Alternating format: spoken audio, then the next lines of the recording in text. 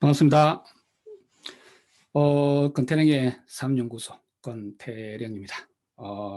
오늘 신천지 교리비고 제4강, 오늘 주제는 돌 하나도 돌 위에 남지 않고입니다. 예, 들어가 보겠습니다.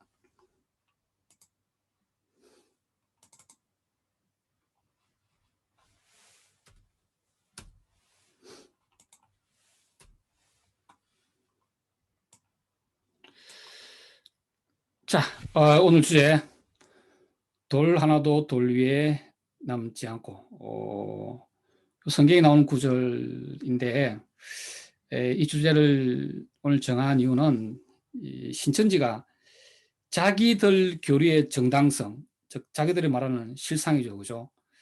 그것을 입증하기 위해서 어떤 성경에 있는 어떤 아티클 기사나 아니면은 성경에 나와 있는 어떤 역사적인 사건을 그냥 경강부회식으로 무조건 갖다 붙이는 거예요. 근데 그 논리 비약이 너무나 심하고 한마디로 말이 안 되죠. 그래서 뭐 신천지 때문에 고민을 하시거나 뭐 나올까 이렇게 좀 갈등을 하시는 분들은 이거 하나만 안 맞는 걸 알아도 더 이상 신천지라는 곳은 다닐 필요가 없는, 믿을 필요가 없는 곳이다. 그렇게 생각을 합니다. 오늘은 신천지의 핵심 교리죠, 그죠? 배도, 멸망, 구원. 그 다음에 오늘 본 주제인 돌 하나도 돌 위에 남지 않고, 요거 하고 그 다음에 마무리로 들어가도록 하겠습니다. 배도, 멸망, 구원인데 참 뭐 신천지를 경험했거나 또는 뭐 신천지에 이렇게 신천지를 비판하는 입장에서도 많이 들어본 내용입니다. 배도, 멸망, 구원. 일견 그럴싸해 보이거나 전혀 성경적이지 않고 실상도 없습니다.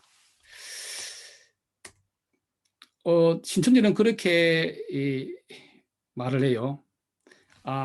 뭐 우선 좀 말씀드리고 싶은 부분은 지금 신천지 문제에 대처하기 위해서 아주 훌륭한 사역을 하시는 분들이 많이 계십니다. 뭐 저도 뭐 애청하고 있는데 을레강변의 조경선 목사님, 그리고 또 종말론 사무소의 윤재덕 소장님, 그리고 요즘 또 아주 왕성하게 활동하시는 우송균 집사님, 아주 뭐 직접 현장에 찾아가시고 대단하신 것 같아요. 그리고 또 같이 하시는 또 문종합니다. 그분. 그 외에도 뭐 여러 블로그나 이렇게 운영하시면서 좋은 활동들과 역할들을 하시는 분들이 많이 계십니다.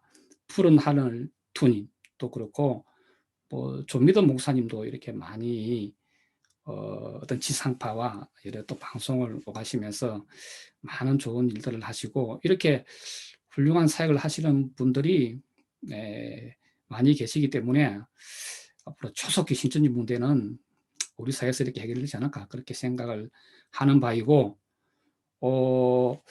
제가 드리고 싶은 말씀은, 그런데 그분들은 대부분 다 이렇게 신학을 전공하시거나 목회 활동을 하시거나 또 뭐 기독교 신자이거나 뭐 그런 경우입니다. 그런 경우인데, 저 같은 경우는 약간 좀 다른 관점에서 저는 뭐 신학을 전공하지도 않았고 저는 뭐 법학, 교육학, 직업학을 전공을 했습니다.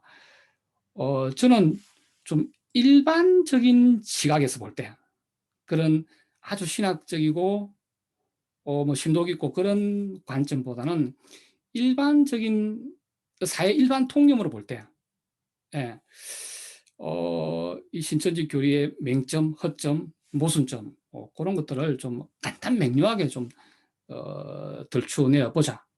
그래서 이 신천지 교리 비교라는 이런 강좌를 마련을 했고, 계속 이제 1, 2, 3강 사실은 교리 이야기는 별로 안 했어요. 안 했는데 그때그때 이슈가 있으면 또 이야기도 하고 또 교리도 또 뭐 비판을 하고 이슈도 같이 이야기하고 이런 식으로 계속 이렇게 영상을 이어나갈 생각입니다. 자, 계속 하겠습니다.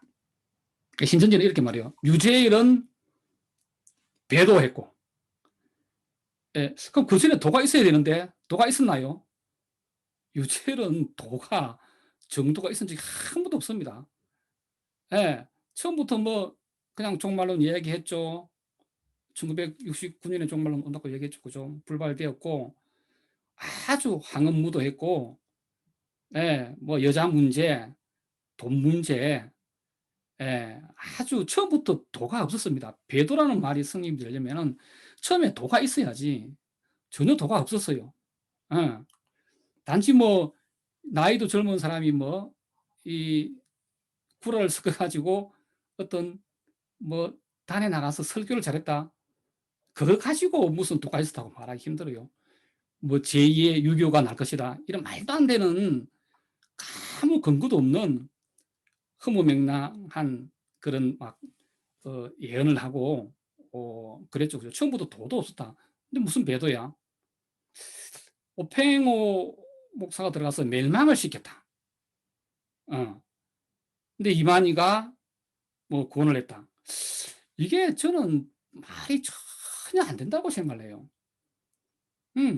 배도, 멸망, 구원. 저는 전혀 그렇게 생각하지 않습니다.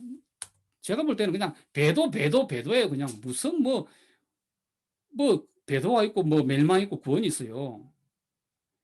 이게 참 말이 안 되고 이 앞뒤가 맞지 않는 게, 만약에 어떤 교회가 있었는데 뭐 거기에 당회장이 막 횡령을 하고 뭐 여성 문제를 일으키고 아주 이 교회 전체 이 성도들의 어떤 이익과 반하는 행동을 한다. 그렇게 뭐 그런 일이 있었다 그러면은 막 진상규명위원회를 만들어 가지고 이 사건의 실상을 파헤치고 법적인 처리를 하고 이렇게 하겠죠, 그죠? 그렇게 하고 그 당회장을 이렇게 축출을 하고 잠시 이렇게 그 진상규명위원회가 교회를 좀 이렇게 임시적으로 운영을 하다가 어디서 새로운 당회장을 초빙을 했어. 그것도 그럼 패도 멸망 구원이 되는 거예요. 처음에 이렇게 이 나쁜 행위를 한 당회장은 패도고, 이 진상규명위원회, 그죠? 예, 그거는 그냥 멸망이 되는 거고, 어, 그런데, 어떤 새로운 사람이 등장을 하면서, 뭐, 초기에 당회장이 처음에 옳았다. 그런데 배도를 했다. 그런데 너희들 진상규명위원회가 왜 그렇게 무조건 몰아내려고 하느냐? 그걸 너희들 해결하라! 이렇게 하면은 그게 구원자가 된다? 뭐가 달라요? 갖다 붙이면은 말이 안 되는 게 없다는 거죠. 지금 이만희 씨가 만약에 뭐 죽거나 다시 깜빵에 갔어. 그러면 또, 막 어떤 대책위원회가 만들어지겠지. 가도기적인. 예. 그러면은 이 대책위원회가 말이야, 이만희를 그때는 비판을 하는 거예요. 이만희는 배도했다. 뭐 횡령을 했다. 뭐 여자 문제가 있었다. 막 이렇게 뭐 막 그렇게 한다. 그렇게 하면은 어떤 새로운 인물이 나타나가지고 너희들 왜 우리 총회장님을, 우리 선생님을 그렇게 비판하는 거야? 회개하라! 이렇게 하는 거예요. 그럼 그게 구원이 된다? 어? 이만희는 배도고 그 이만희를 폐하면서 막 이렇게 이만희 횡령했다고 하면서 이렇게 막 그렇게 하는 거는 멸망이고, 그럼 이 대치위원을 비판하고 놓으면 그게 구원이 돼요? 말도 안 되는. 배도 이 유재열, 오팽호, 이만희가 배도 멸망 구원이 성립이 되고 그게 성경에 예언되어 있는 역사라고 한다면은 그렇게 갖다 붙이지 못할 곳이 없다는 겁니다. 제발 신스님들 좀 생각 좀 해보세요. 배도 멸망 구원 없었습니다. 배도밖에 없었다. 물론 뭐 오팽호 목사님은 정상화시키려고 어떤 노력도 했겠죠. 크게 볼 때는 그냥 제가 이렇게 말한다는 거예요. 배도 멸망 구원이 아니라 신천지가 그렇게 자랑스러워하는 배멜구는 배도밖에 없다. 자, 돌 하나도 돌 위에 남지 않고, 요것이 이스라엘에 있는 그 헤롯 성전의 다 무너져 버렸으니까 이게 이제 모형입니다. 축소 모형인데, 원래 유대인들은 성전을 세웠죠. 그러나 유대인들의 어떤 정신의, 영혼의 정수가 모인 곳이에요. 아주 거룩한 곳이고, 거기는 대제사장만이 1년에 한 밖에 들어갈 수 없습니다. 아무도 접근을 못해요. 그냥 일반인이 들어가거나 또는 뭐 이방인이 외벽에서 침입한 군사들이 들어간다면 바로 그냥 그런 하나님의 그런 막 불심판을 받는다고 그렇게 믿어 심지 않았습니다. 그래서 제일 처음에 쓴게 솔로몬 성전이고, 거의 무너지고, 두 번째 쓴 게 스룹바벨 성전이고, 또 그것도 또 무너졌어요. 또 외부 침략에 의해서, 로마의 침략에 의해서. 그래서 세 번째로 세운 게 헤롯 성전입니다. 수십 년을 세웠죠. 예수님 살아 계실 때도 건축이 많이 돼가고 있었고, 그 뒤에 완성이 되었습니다. 서기 64년에 완성이 되었는데, 결국 이게 서기 70년에 무너지는 엄청난 사건이 일어난다는 겁니다. 그래서 계속 유대에서 반란이 일어나니까 로마에서 볼 때는 정규군 6만 명을 보내가지고 완전히 기왕에 식민지지만 반란이 일어나니까 다시 한번 확실하게 식민지를 만들기 위해서 디도 장군이 6만 명을 이끌고 예루살렘을 침공을 하죠. 침공을 해가지고 이 성전을 불태워야 된다고 생각을 해요. 왜냐하면 저걸 불태워 버려야 유대인들은 무너지고 흩어진다. 그들의 어떤 정신의 영의 결집체가 산산조각이 난다. 이렇게 본 거죠. 그래서 로마의 침공이 시작이 되는 겁니다. 그래서 격렬하게 저항을 하죠. 이스라엘 민중들은. 하지만 그 막강한 로마 군대를 막아낼 수가 없는 거예요.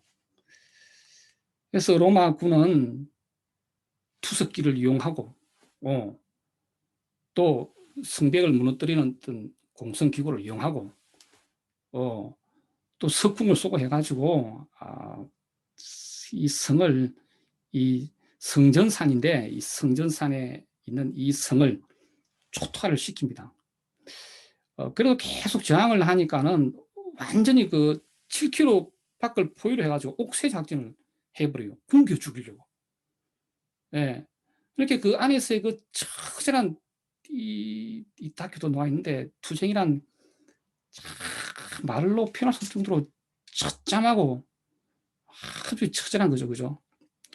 그래서 완전히 거의 다 무너지고, 로마 병사들이 성전산에 있는 헤롯 성전으로 달려가는데, 마지막 판에 아주 기이한 일이 일어납니다. 완전히 그 이스라엘의 그냥 일반 민중들, 아녀자, 또는 뭐 다친 사람, 장애인, 뭐 장도, 모든 사람들이, 노인 다 뛰어놓아요. 아무거나 들고. 그래가지고 이 성전을 지키려고. 왜? 이 성전은 절대 이거는 이방 군대의 침범을 받아서는 안 되는 거예요. 이스라엘 사람들이 볼 때는 자기들 목숨보다 더 중요한 곳이지. 그래서 그냥 몸으로 막 씁니다. 몸으로 그냥. 그 로마 그래서 되게 놀라요. 어떻게 저렇게 무기도 없이 무조건 몸으로 막느냐. 저게 뭐길래. 몸으로 맞고 해도 그 이스라엘 사람들의 시체는 산처럼 쌓이고 결국 요 성전은 점령을 당합니다. 당하고 그 디도 장군은 막상 점령하고 나서는 갈등을 해요.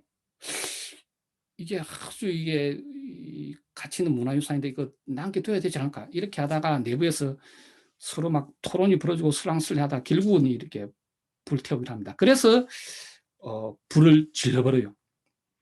그래서 이게 서기 64년에 완공이 되는데 서기 70년에 예수님 돌아가시고 약 한 30여 년 정도 있다가 이제 결국 완전히 불타버리죠. 그게 AD 70년 7월 31일입니다. 불타버리고 이렇게 지금 요 그 당시 남아있는 걸 이렇게 발굴한 현장인데, 진짜 이거 돌 하나도 돌 위에 남지 않고 다 무너져 버리는 거죠. 그래서 성경에, 마태복음에, 누가복음에 나와 있는 돌 하나도 돌 위에 남지 않고는 요 역사적인 이야기를 하고 있는 겁니다. 그래서 로마는 그 성전에 군합발로 막 병사들이 마음대로 들어가서 거기 있는 막 금초대, 은초대, 그 막 진귀한 유물들 다 갖고 나와요. 그걸 밖에서 바라보는 이스라엘 민중들이 통곡을 하는 겁니다. 오 마이 갓. 아니, 우리의 왜 하나님은 저들을 불심판으로 응징하지 않고 이렇게 두고만 보실까 막 통곡을 하고 피눈물을 흘리고 막. 그날 이스라엘은 완전히 끝나버린 거예요. 그때부터 이스라엘은 예루살렘을 쫓겨나서 2000년간 이렇게 디아스포라를 하게 되는 거죠. 그래서 미국이 나라 만들어주는 1948년 5월 15일까지 나라가 없어지는 거예요. 그때부터. 그래서 그 무너지다 남은 그 벽을 붙잡고 통곡을 한다고 통곡의 벽이라고 지금도 남아 있습니다. 그 관광지가 되어 있어요. 그리고 그때 요 침공했던 그 기도 장군 뒤에 이제 황제까지 됐죠, 그죠?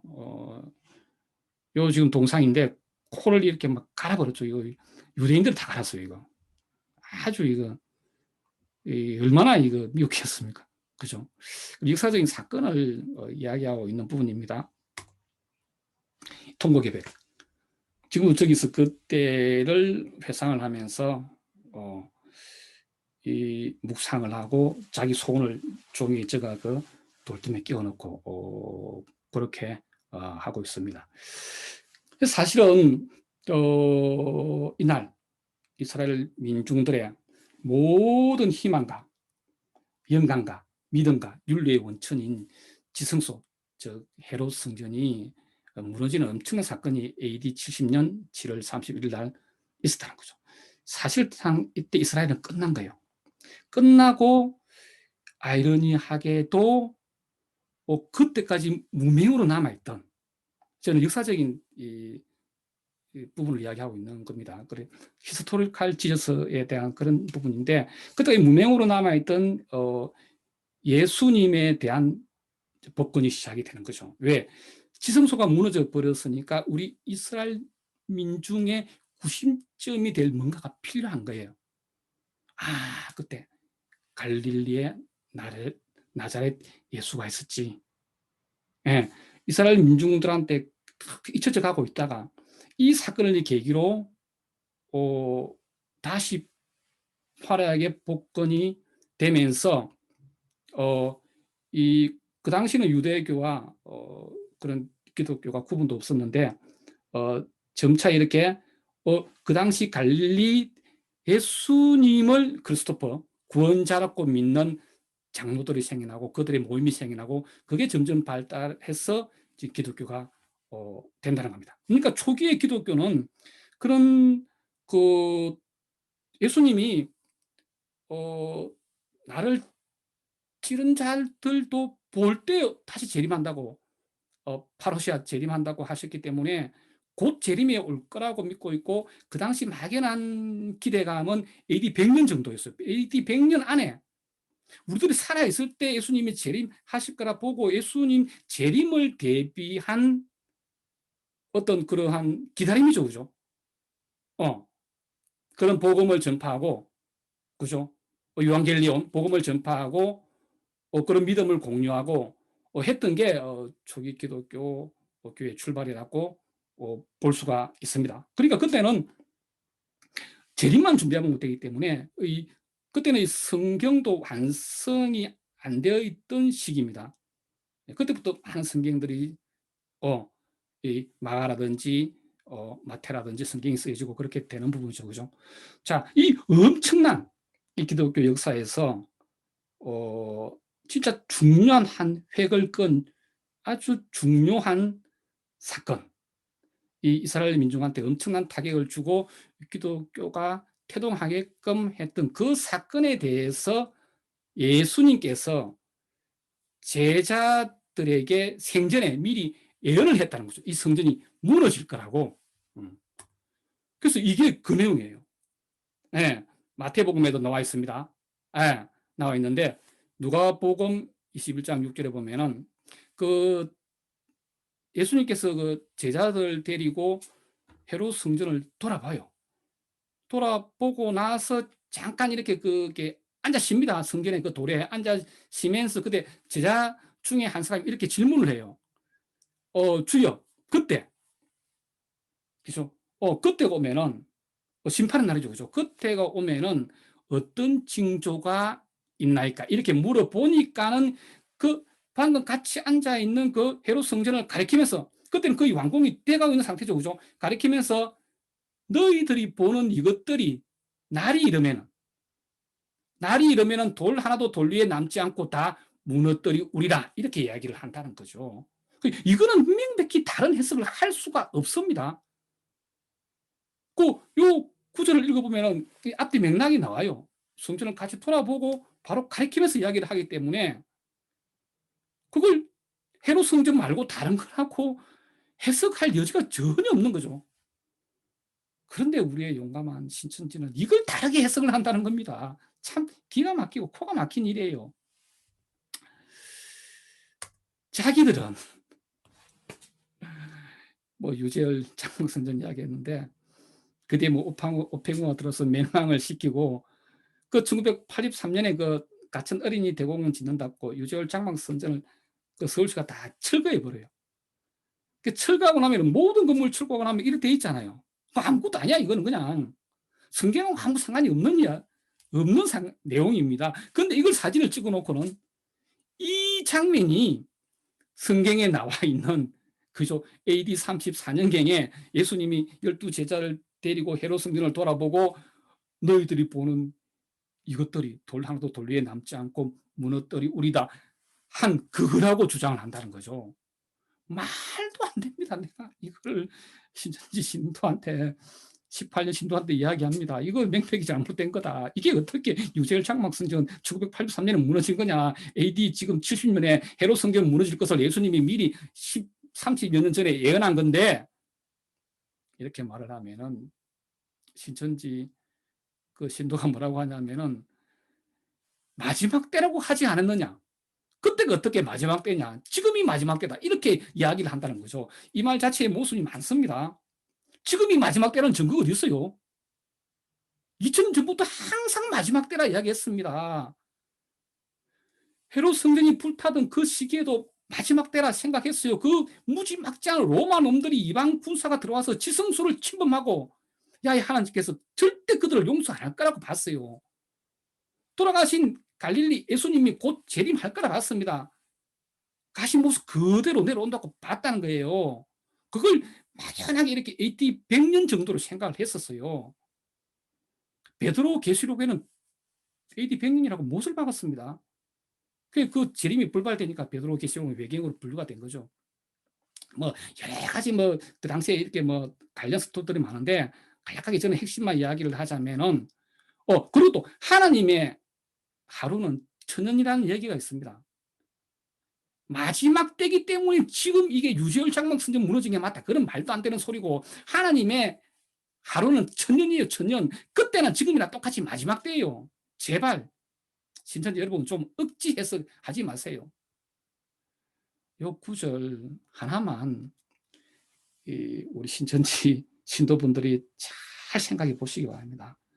그 성경을 신천지가 읽으라는 딱 그 앞뒤 것만 읽지 말고 앞뒤 맥락을 읽으면서 왜 이런 이야기를 했는지, 예, 그거는 예수님께서 36년 뒤에 있을 AD 70년에 헤롯 성전 무너진 걸 미리 예언하신 거지 유재열 장막 성전하고는 0.1도 상관이 없다는 겁니다. 자, 마무리하겠습니다. 저는 청도에도 가봤어요. 청도에도 가봤고, 그리고 또 그 전주시 종친에도 직접 통화를 했습니다. 과연 이만희 씨가, 어떤 그 왕족의 족보에 있느냐.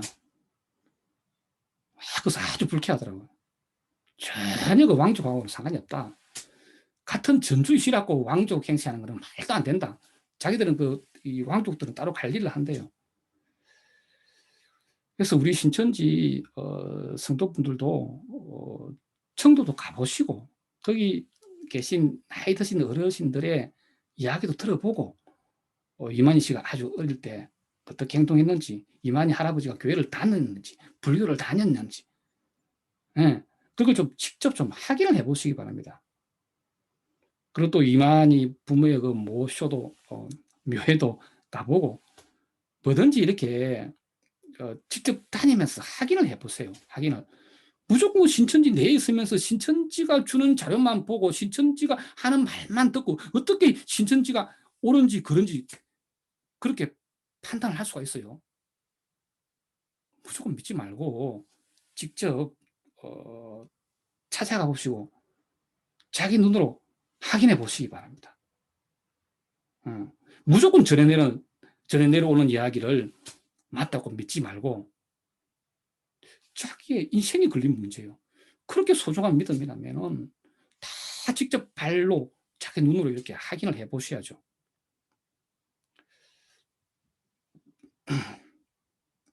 그렇게 해서 확인하는 과정에서 한 개라도 맞지 않은 게 있다면은 처음부터 전면 재검토 해보시고 빨리 하루도 빨리 신현지를 탈출하시기를 바라겠습니다. 자, 오늘은 여기까지 하겠습니다.